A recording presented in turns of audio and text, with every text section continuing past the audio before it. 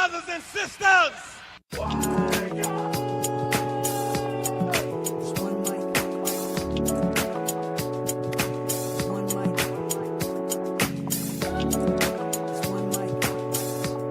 me a moment with your friend. I've never been on trial for my thoughts before. Welcome to the Only One Mic podcast called J-Rob Brooklyn Dre. J-Rob is off. We're joined by a very, very special returning guest. Coming to join us once again, Dr. Paris Woods. How you doing, Doc?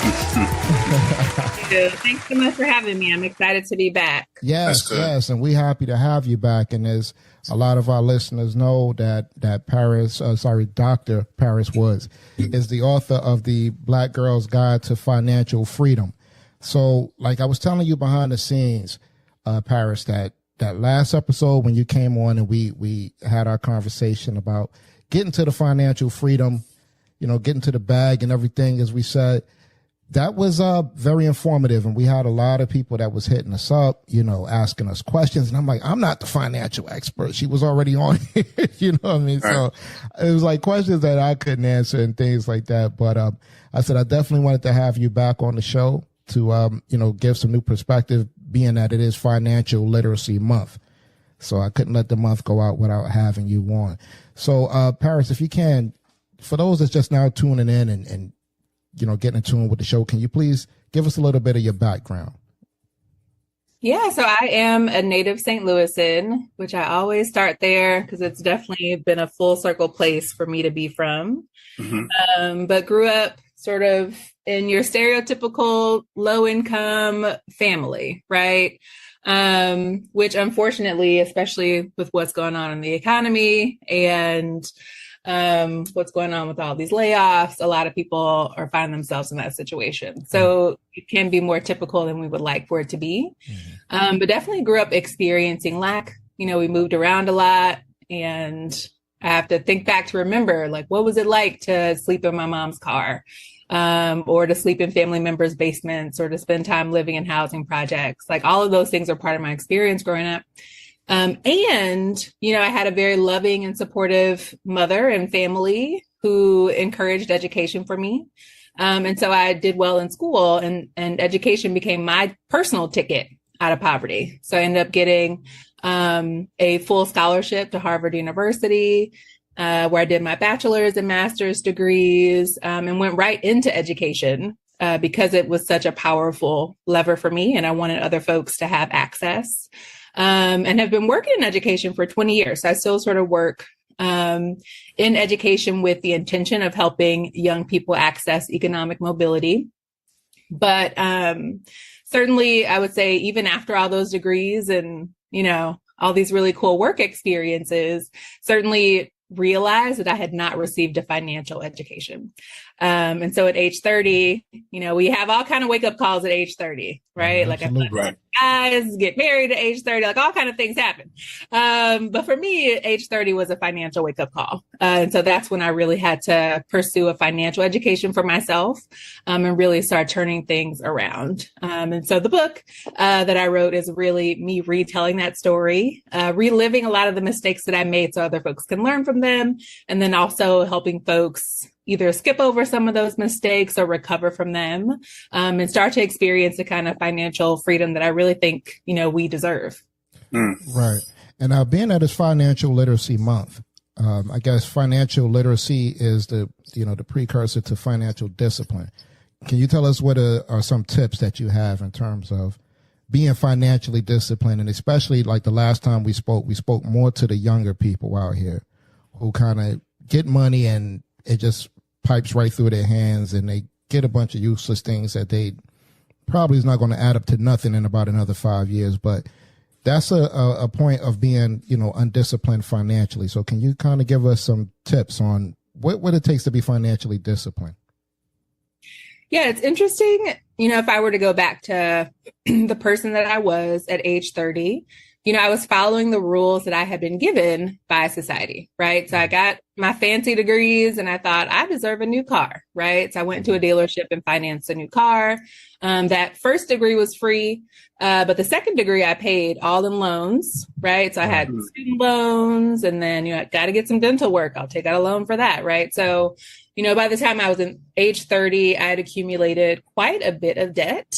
And, I remember no one questioning me taking out loans or questioning me financing a car.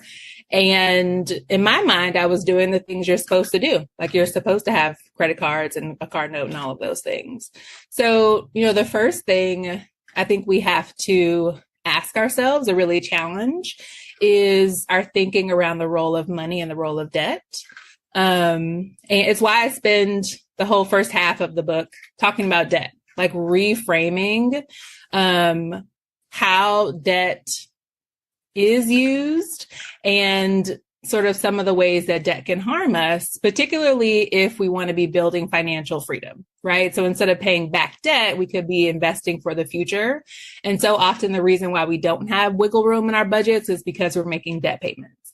So, the first part of financial discipline has to do with the mindset, like a mindset around the money that you're bringing in, what your goals are with that money, and then the choices you're making as it leaves your hands. Hopefully keeping more of it over time instead of spending it, investing it so that it grows over time. And, at the end of the day, the big thing I'm pushing is automating the process. So, I'm as regular person as they come. Like, getting into debt is easy for me. When I see something nice, I want to get it, right? And so for me, in order to master my behavior, it required automations. It required sort of setting up systems around myself to make it easy to make good choices and make it hard to make bad choices, or choices that didn't align with my personal goals, so that when the inevitable temptations arise throughout the month, I didn't succumb to them. So those are just, some things that made the biggest difference for me. First of all, shifting my mindset around money. And then second of all, creating the systems around myself so that I could be automating the choices that would lead me to the goals that I had set for myself. So when you say invest, how did you start? When you had this, you had this change of mindset in your 30s. When you say invest, what did you start off investing in? Did you start off something simple like 401k, or, did you go into the stock market, or how did you start off? Yeah. So I, like many of us, because I was on my debt freedom journey, was reading and listening to Dave Ramsey. Okay. And so, he, as part of the baby steps, recommended starting to put away a percentage of your income in your 401k. So that is where I started. And then, as I started feeling more in control of my money, started seeing momentum, started seeing the debt disappear, I started reading more about investing and sort of thinking about, well, what is the purpose of this? Like, what am I creating in my life? And so often I think, like, identifying the purpose, identifying the why is the missing piece for all of us who know what we should be doing with our money, right? We all have an idea, a list of things that we should be doing differently. But the reason why we're not taking action on those things is because we really don't have a compelling reason why. Like, what kind of life are we trying to create on the other side of making these different choices? So, I happened to land upon a blog of a guy who was following the FIRE, Financial Independence, Retire Early movement, and just started reading it, just started learning about this community of people who were investing to give themselves sort of the ultimate freedom, which is the ability to live without needing to work. You can continue to work, you can work on and off, you can do projects, right? But for you to be able to choose to go to work because you want to be there and because you don't need that next paycheck. And that was compelling to me. Freedom is one of my core values. And so it sort of opened up this whole new world to me about what freedom could look like. And, even though it was a white guy's blog I was reading, as a Black woman, I had to say, well, wait a minute. Like, I think there's a deeper meaning here, to be a Black woman, to have, ancestors who were enslaved in this country, and to have gotten all these opportunities. Like, my community poured so much into me. And so to think about, what what might these people have dreamed of for me? Like, what price has already been paid that I just need to walk into? And so the financial freedom, the financial independence movement resonated with me for that purpose. And so because of that resonance, I really started following the tenets of that investment strategy, which is very similar. So we're still talking about 401ks. At a certain point, many people don't know you can actually max out your 401k. Like, there's a limit to how much money you can put in there. So thinking about other places, opening a Roth IRA, if you meet the income requirements, because there's also an income limit, and even just opening up a regular brokerage account. So in terms of the accounts, but what's unique about the FIRE movement is that there's a very simple investing philosophy using index funds. And that resonated with me as well. So just thinking about the math and the science, like people have run all sorts of simulations to prove why index funds are actually the smartest investment strategy, and not just the simplest, but that resonated with me as well. So that's been the investment strategy that I've been following since then. Did you have any growing pains starting everything off? I mean, my only reason I'm asking, because I had growing pains. I mean, I had the same idea at not at 30, but at 35, whereas I started like going directly into the stock market. I think I took like 15% of my check and I went directly into a 401k. I think I put like 9% in a regular 401k. The other, I put into a Roth, and my growing pains came going like directly into the stock market, whereas I didn't get index funds initially. I was actually just trying to get whatever I could get for cheap. I started off like that and I lost a few dollars, and then, I had the growing pains coming up. Did you have the same thing, or no? Did you just, did your research first and then, everything kind of worked out smooth? Oh man. Yeah, I wish I were that good, right? Things always go smoothly. Right. I'll make a mistake. Like, that's what can be true. And figure it out and sort of come around to something that works better. So right. I've been the type of person to read about money ever since, I was 16 and my friend's dad handed me a copy of Rich Dad, Poor Dad, right? Money has been on my mind. And so I had a Roth IRA right out of college. Like, in my first job, I set up a Roth IRA. Okay. And, the mistake that I made that so many folks make is raiding that money, right? So you save it up over time, you're doing well. Some emergency comes up or something you just want, and you go in there and raid the funds. So nowadays, when I talk about investing, I talk about this as the most common mistake, but I also talk about sort of the difference between what the number in your brokerage account means and the number in your checking account, right? Or your savings account. Because a lot of folks think when they open up their brokerage account and see $10,000 that's the money that they have in that account. Right. That's not true. That $10,000 actually represents the value of the investments that you own. So you might own, who knows, 100 shares. And even if the value goes down, you still own that 100 shares. And so I think, for folks who see the number go down and start to freak out and they sell their shares, now you've just sold those shares at a discount. Like, you still owned them. Mm-hmm. And, for folks who follow FIRE, one of the big studies that these folks have looked at is a study called the Trinity study, which looked at these 30-year periods in history. And they tracked all the way through the entire history of the stock market. So we're talking about the Great Depression, right? Like, the entire history of the tracked stock market. And over any 30-year period in history, the market has gone up, and it's gone up by around 7%. For the past 100 years, that number is around 10%. And so sort of what these folks do when you run the numbers is you start to realize that if your entire investing strategy was to buy index funds that track even the entire stock market, just a total stock market index fund, and left it there for 30 years, you would make at least 7 to 10% on your money, if not more. And you might be in a really lucky 30 years, right? Where that number is much farther north. And so it sort of reduces the stress and reduces sort of the anxiety around constantly checking your account, constantly checking, am I up, am I down? Do I need to sell? Do I need to buy?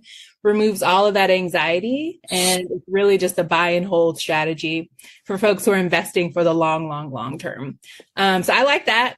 I like low stress. I like low anxiety. I'm like, life is stressful enough. I can't be stressed opening up my brokerage account and looking at the number. So that was a lesson that I had to learn the hard way as well. Yeah. So the people that the young people that you talk to, I mean, that, you encourage them to finally invest and get into the stock market. I mean, how do you talk them out of not, taking money when things start going the wrong way? I mean, because I noticed I've been working with, I don't counsel anybody, but, because I started investing and I started getting good with it over the years. So now when I see a young person that might work with me or something like that, I might give them, what I know, and they start. And then you got to tell them, like, listen, you got to calm down. If you're you might lose a few dollars or something. Well, you're not losing money. Like you said, you still got the shares. So as long as you invest into, like you said, an index company or something that's on the S&P or something like that, then you should be all right. So how do you keep people from cringing and pulling out their money and getting out of there early? Yeah, that's the hardest part, right? Like we can all remember when we were young and the things we didn't listen to. Mm-hmm. So what I tell young people to do, and even older people, is to make sure we're doing things in the right sequence. So we don't start with investing, we start with saving. Right.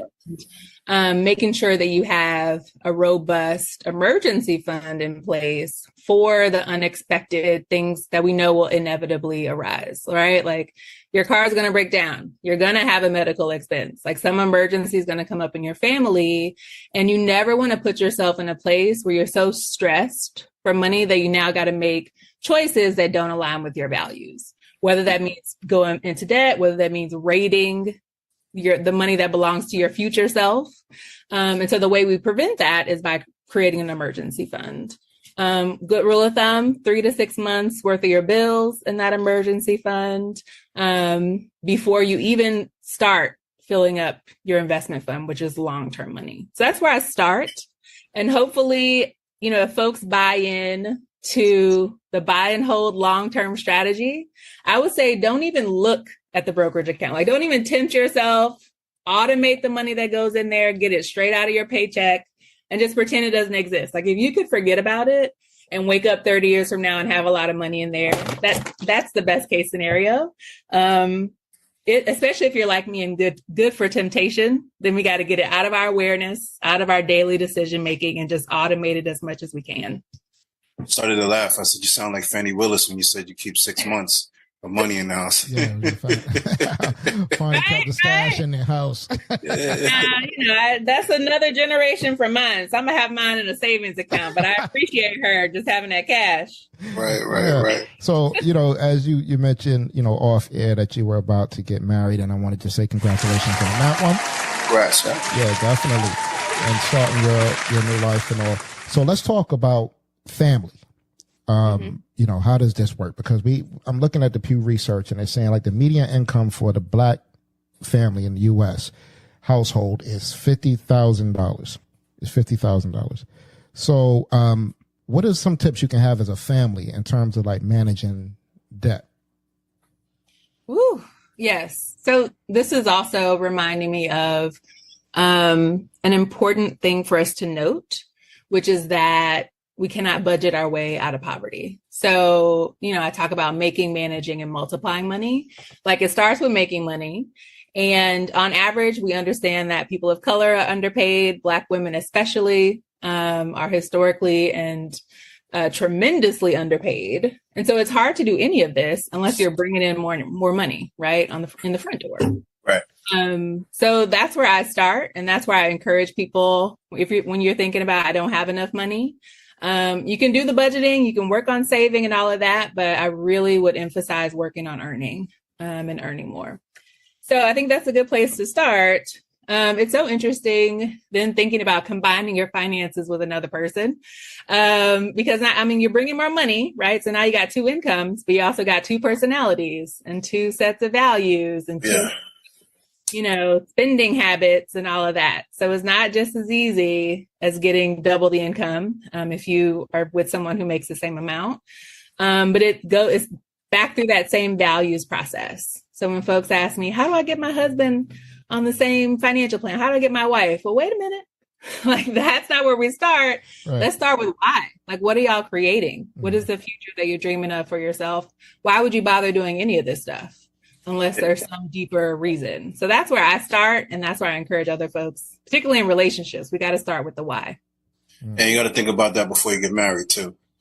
That's right. Yeah, you got to discuss that before you get married. And it's good that you said, you got to increase your income, because I think that's the biggest problem. I noticed that with, some people I talk to about, trying to invest and stuff like that, because I'm like, you can budget all you want, but if you don't have the money, there's nothing really that you can do. And sometimes I tell people, which they, it seems like it's hard to do. I'm like, you might have to get a second job, especially if you don't have that type of job that, where you make that kind of money, where you can do those type of things. So, sometimes you got to double up and get that second job. You might need a third or fourth. It's in 2024, the way things are rolling, you know what I mean? Right. So. That's how I had that light bulb moment myself. I was getting out of debt, and it occurred to me I need more money to get this done faster, and started taking on side hustles and doing consulting, right? And just working, seemed like every hour. It's incredibly exhausting. So I don't think that's a long-term plan. Right. I think at the time I was probably making $75K as an executive director of a nonprofit. And then I was bringing in enough side hustle money to push me over six figures. And so that was a moment where I started to think, wouldn't life be great if I just had a six-figure job? Like, if I could just in my 9 to 5 make six figures, I'd be healthier. I'd be happier. I could make better decisions. I'd be more creative. Right. And so that, I think, was the beginning of me starting to think, I actually just need to make more. Like, it's not about me trading more of my life away. It's about me charging more for every hour of my life that I'm giving to a job. So I would encourage folks, especially, you got to do what you got to do. So if you're working 2 and 3 jobs, that's fine. But at the end of the day, I want you to also start brainstorming. What could it look like to make more? And then let's start to think about the types of roles or opportunities that could drive your regular day job income up. Yeah. Also, you're kind of unicorn. That's 75,000. That was already a lot, right? I know. Above that 50K. Right. I'm also an overachiever. So I'm like, ooh. Right. It's a good thing. It's a good thing. It's a good thing. What's the next goal? Yeah, I'm steady pushing it. Mm-hmm. So what was something that you was telling me about, Dre, about the like a family investing plan? Yeah, recently I've been trying to get my family to get together and get like a group investment, where we all chip in and, do maybe like a little couple of dollars a month or something like that to put together some money and put it into like an investment group. I mean, is that something that you suggest? Yeah, it's sort of like, I'd be curious sort of what the goals are and what you guys are going to do with the money. But I've seen lots of examples of folks. Like, I have a friend whose entire family, it's sort of what they expect of the family to be given back. And now of course he's Sudanese, so we're from a different culture, right? But because he had the opportunity to come to the US and, makes a lot more money than other folks, it's almost like tithing, but we're tithing back into the family. Right. So that really appealed to me, sort of thinking about what does it look like for us to pool our resources? And those of us who have more resources, we have a greater responsibility to think about what we're doing with those resources. Another great example, I have a friend who bought a couple 100 acres of land in rural Missouri, formerly Black-owned land in rural Missouri. And so getting it back into Black-owned hands, but has started, a reparations project where she's accepting donations and then has a community board that decides where they invest that money back into the community. So it's not straight out like investing in index funds, but more so investing back into the community. So I think all of those are great ideas. It's like folks who have a shared vision and want to join together and do something collectively. I mean, you can't lose. Yeah, I think we got to do this more in the Black community, because I used to work at Bank of New York some years ago, and I used to work kind of like in that area, and I used to see all of these investment groups come through, and I'm like, man, I used to think like an investment group was something that you did with your job or some sort of business or something like that at the time, and I didn't know that just a couple of family members or something like that could just get together and start something. And I used to look at some of their reports and everything, and I'm like, wow, these guys got a lot of money in this fund. You know what I mean? So I just wanted to see, it's something I was telling my brother. I was like, man, I want to see our nieces and nephews and everything like that get involved in this type of thing. That way, if, somewhere down the line, if the family wants to start some businesses and different things like that, then we can also do that. Mm-hmm. Yeah. Use that money to do so. It's like folks, for example, I invest with a friend of mine who does multi-unit real estate development.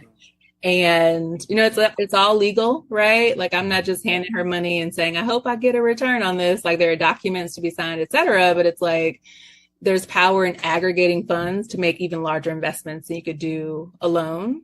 So, for folks who are just getting started and just trying to, like, what is a 401k? Like, start there, learn.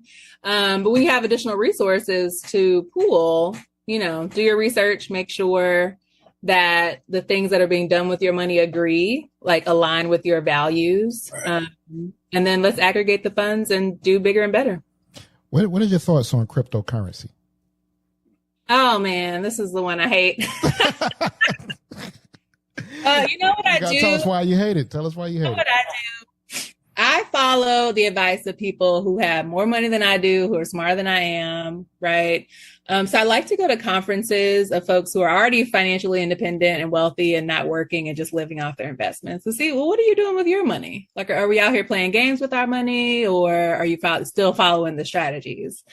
And so what I have heard folks saying is that even though cryptocurrency itself feels very much like speculating, like it's a very risky thing to do with your money, they are investing in companies that are investing in the blockchain. So the blockchain is the technology, like that's the technological advancement that cryptocurrency is built on.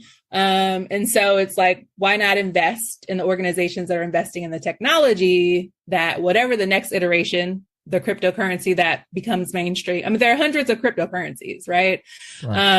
Let's say the world does make that turn. You sort of have your money. You're sort of betting on the technology. And even still, those folks are saying that's our fun money. Like that's 10%, no more than 10% of my portfolio that I'm doing for fun. And the rest is just in our stable, predictable investments that we know are going to do well over time. So that would be my recommendation. Okay. Yeah, that's a good idea. Good recommendation, because what did you say? You follow people who are making money, I guess, or who are good at it, in so many words. And I think that's one of the what is it? It's not the laws, but what is that book? Richest Man in Babylon. I read or something like that years ago. I took that lesson to heart. I'm not taking your advice if you haven't been where I'm trying to go. Right.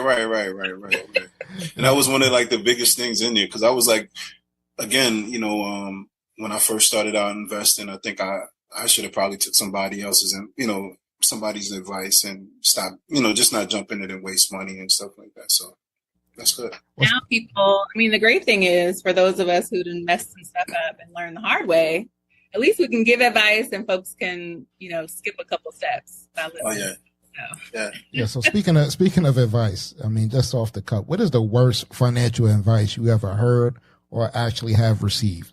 What's like the worst thing you've ever heard? Buying life insurance. Oh, speak on it. Buying life insurance. Okay.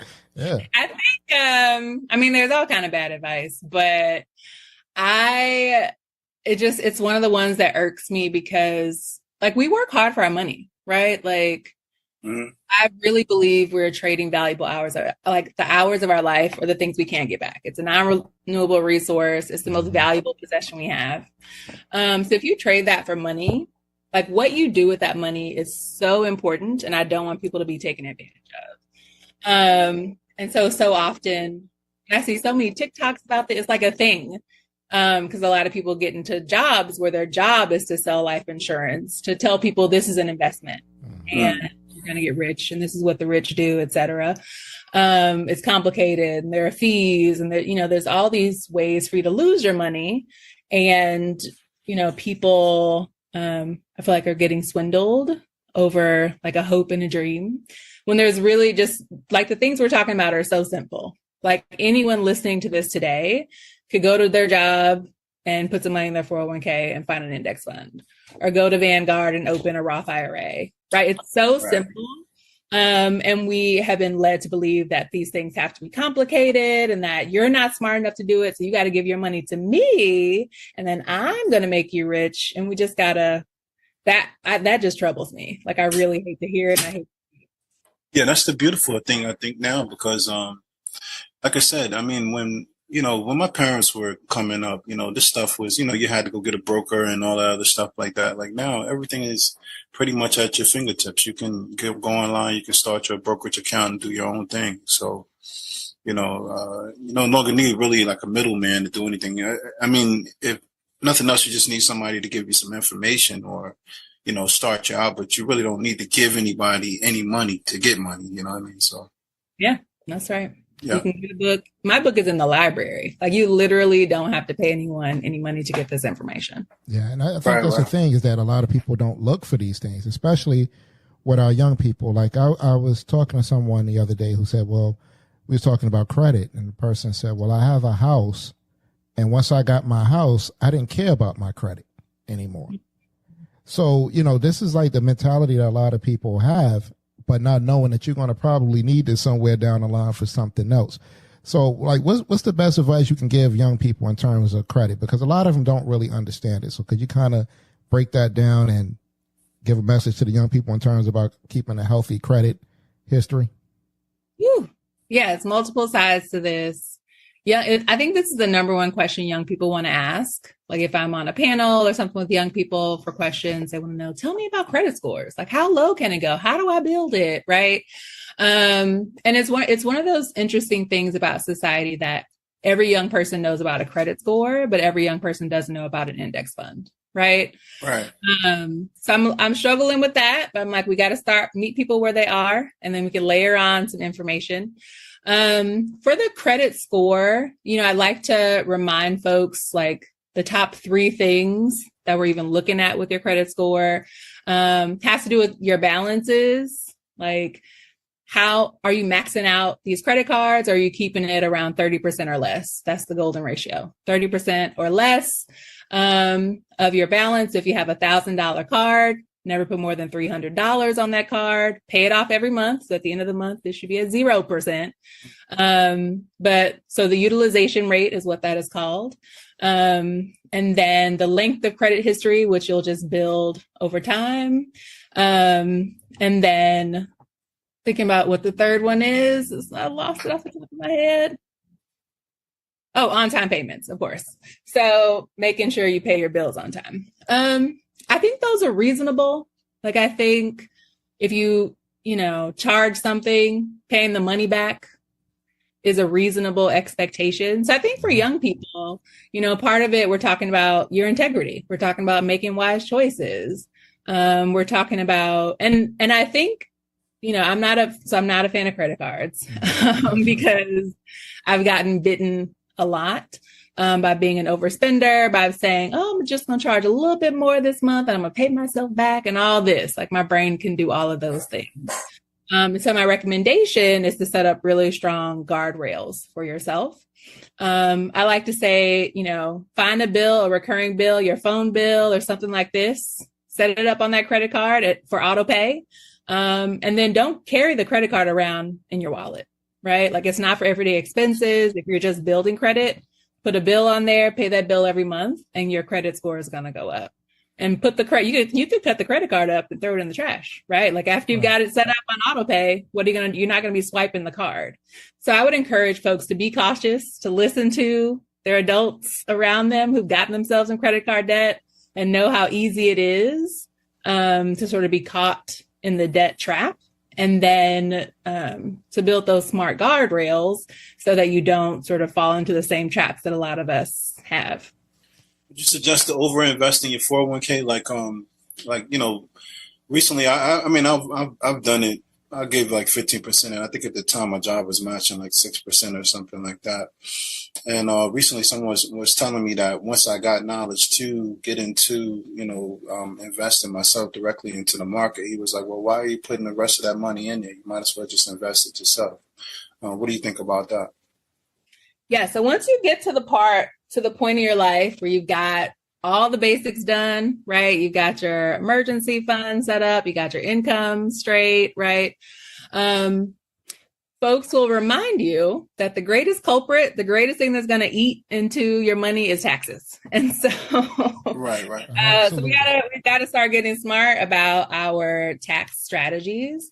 And this is why we start with, these tax advantage accounts. Even better than the 401k is the Roth IRA. So what a lot of folks will do, if you have enough money to be maxing out these accounts, or you're trying to build up to it, is to start with the match if you have that at work, because you're automatically doubling your money.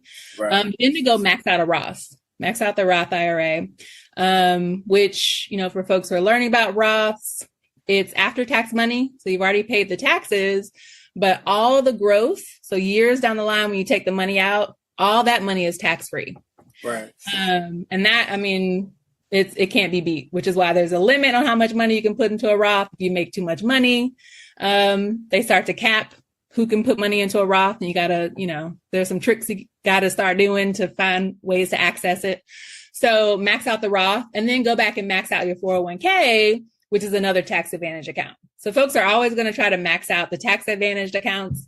Some folks will have HSAs, which is another tax advantage account through, your healthcare. So, maxing out the tax advantages is key.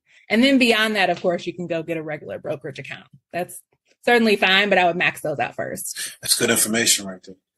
Good information. Yeah, most definitely. So now we're going to switch gears. Let's talk about the book. Okay. I just want to follow up with you on the book. I know you said it was, you mentioned this in the libraries now. All this information is there. What is the feedback that you've been getting on the book since you put it out? Like, I know you got to get a plethora of notes and emails and goodness. People dropping in your DMs, all type of stuff like that. So just tell us, the book. Tell us about the book and how it's affecting people out here. Yeah, no, the book. I have been completely blown away. I think when I wrote the book, so I had this burning desire to just get this information out. I'm like, how come nobody told me this? How come people in my community aren't talking about this? I'm just going to bring my Black woman voice and do it. Right. Like it just had to be written. But so we put the book out 2021. And almost 90,000 books have been sold to date. And just applause. Wonderful. No, it's crazy. So when I say blown away, like I'm blown away in multiple ways, including the sales, but people are constantly reaching out to me to say, this book has changed my life. I suddenly have hope. I finally took action on something I've been meaning to do. Mm-hmm. So there's something about, I think, if I were thinking about what made the difference, because I read a lot of books, like there are a ton of personal finance books, right? Is being able to connect with the stories in the books I'm telling, my personal story, but being able to see someone you can relate to, make these mistakes, recover from them, right? Starts to make you think you can do it too. And because my background is in education, I definitely approached it from this sort of action oriented. It's almost like a textbook. I have worksheets in there, right? Like I really want you to take action on these things and to make it digestible and easy enough to understand. So that was my hope. And so I feel like, it's such a blessing for people to say, yeah, I did do that. Yeah, I used the tool that you gave me and I opened that account, So I'm just so grateful that folks are receiving it and that it's actually making a difference for folks. It's funny you say, because I was telling my brother this and I was like, because once you start investing and you start getting money or you start watching your money grow, you get kind of excited about it, right? And I was telling them that, a lot of times I'll speak to people at work and we'll just talk about it. And then it kind of makes you happy when that person actually goes out and actually starts their own brokerage account and stuff like that. So, and then they'll come back and ask questions. And I got one young lady that works with me right now, man. And like, she's gung ho every Friday. She's like, Andre, what do I invest in today? What am I putting my money into? And I'm like, oh wow, it's beautiful to watch her, be young. And I said, man, I wish I was that young and somebody gave me that information. You know what I mean? Mm-hmm. Yeah, I mean, time is on your side.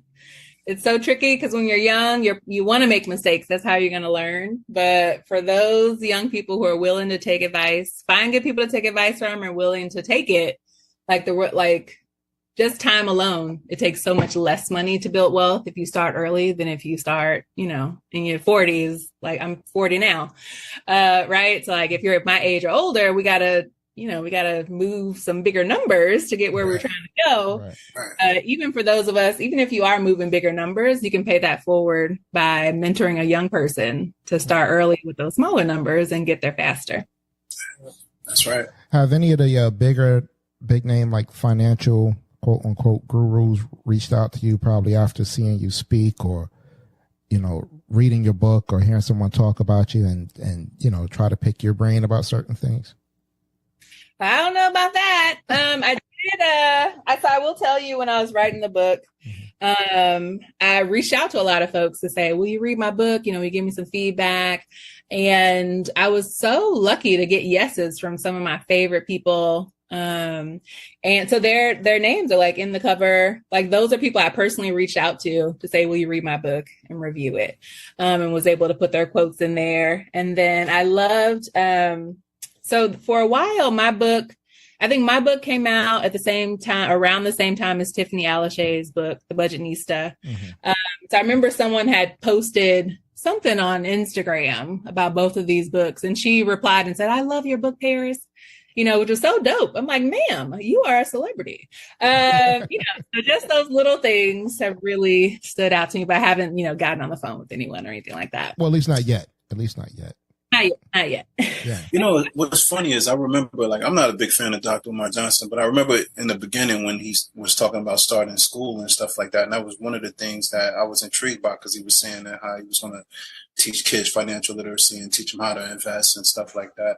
And I was like, man, he's a little weird for me here and there, but I was like, it would be nice to see somebody that could come through and start a program like this. And like you said, start children out early and understanding, what's going on as opposed to waiting until, you get 30 or 40 and trying to put things together, on a global scale or, just, all over the United States, I should say, if nothing else, especially in our community.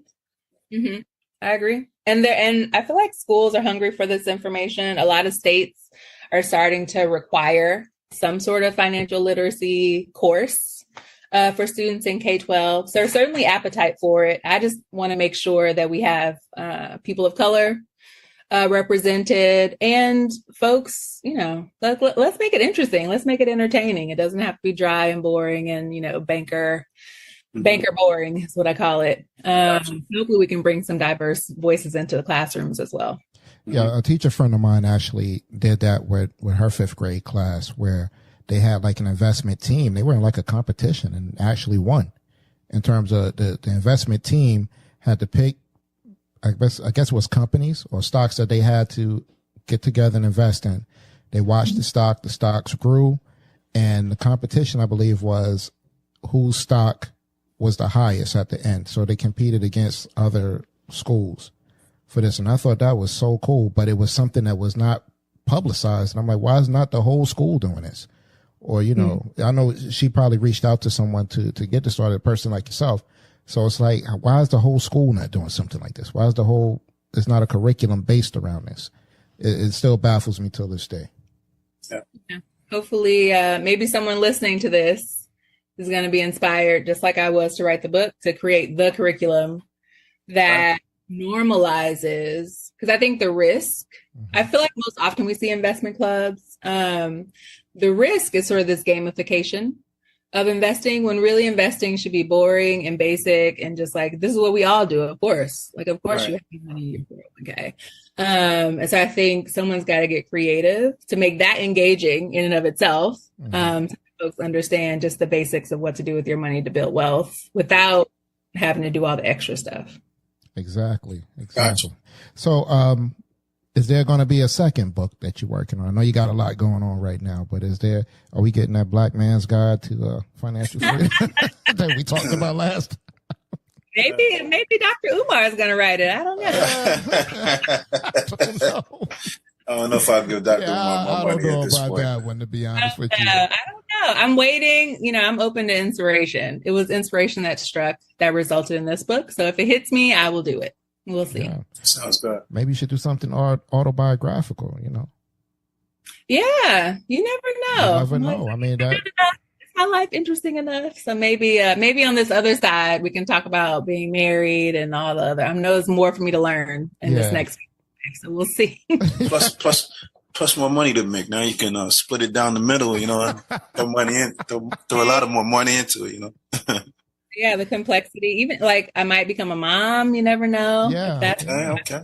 So there's lots more lessons to learn that I'm happy to turn them around. God bless you with that mom thing. Yeah, definitely. God bless you. I'll tell you what, that kid is going to be sharp when it comes to investing. Oh yeah, man. I hope so. Yeah. No money mistakes here. All right. So before we let you go, can you let everybody know what your handles are, where they can reach you at, where they can get the book at? Let us know what's going on.